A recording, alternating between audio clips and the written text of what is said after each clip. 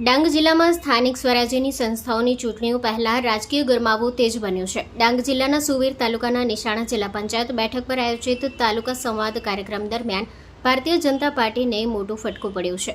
ડાંગ જિલ્લા કોંગ્રેસ પ્રમુખ સ્નેહલ ઠાકરે તથા માજી ધારાસભ્ય મંગળભાઈ ગાવિતની હાજરીમાં ભાજપના 50થી વધુ સક્રિય કાર્યકરોએ પક્ષ પલટો કરી કોંગ્રેસનો હાથ પકડ્યો છે। આ પ્રસંગે જિલ્લા પ્રમુખ સ્નેહલ ઠાકરેએ જણાવ્યું હતું કે આજે સુબીર તાલુકાના ભાજપના 50 કાર્યકરોએ પક્ષ સાથે છેડો ફાડ્યો છે। આમાં વિશેષ નોંધપાત્ર બાબત એ છે કે ભાજપના આઈટી સેલના યુવાન મિત્રો અને વિસ્તારના જૂના આગેવાનો પણ કોંગ્રેસમાં જોડાયા છે। ભાજપ દ્વારા એવો ભ્રમ ફેલાવવામાં આવતો હતો કે કોંગ્રેસના કાર્યકરો તૂટી રહ્યા છે, પરંતુ સત્ય આજે સામે આવ્યું છે। સ્નેહલ ઠાકરેએ ભાજપ સરકાર પર આકરા પ્રહાર કરતા ઉમેર્યું કે આ ભાજપ પર એક કે બે નહીં પણ ત્રીજો તમાચો છે। ભાજપની ભય, ભ્રષ્ટાચાર અને ભ્રમ ફેલાવવાની નીતિથી હવે પ્રજા કંટાળી ગઈ છે। ડાંગના છેવાડાના ગામોમાંથી પણ હવે લોકો પરિવર્તન ઈચ્છી રહ્યા છે। કોંગ્રેસ પ્રમુખે વિશ્વાસ વ્યક્ત કર્યો હતો કે આગામી દિવસોમાં ડાંગમાં કોંગ્રેસ વધુ મજબૂત બનશે। તેમણે દાવો કર્યો હતો કે આગામી સમયમાં ડાંગ જિલ્લા પંચાયત, સુબીર તાલુકા પંચાયત, વઘઈ અને આહવા તાલુકા પંચાયત પર કોંગ્રેસ વિજય બનીને અને સત્તા કબજે કરશે।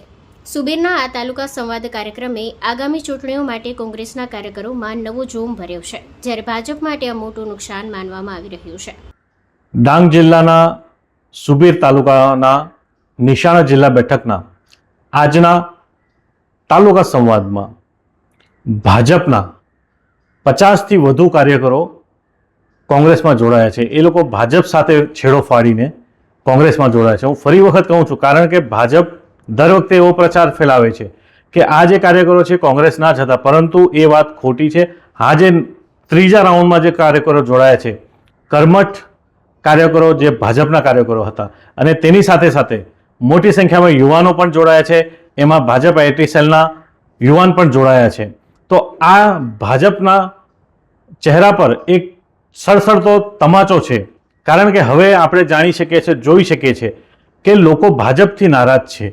ભાજપનો પરપોટો જે હતો, વિકાસનો પરપોટો, એ આજે ફૂટી જવા પામ્યો છે, અને ભાજપથી છેતરાવાવાળા, ભાજપથી નારાજ લોકો હવે ખુલીને કોંગ્રેસ સાથે જોડાઈ રહ્યા છે।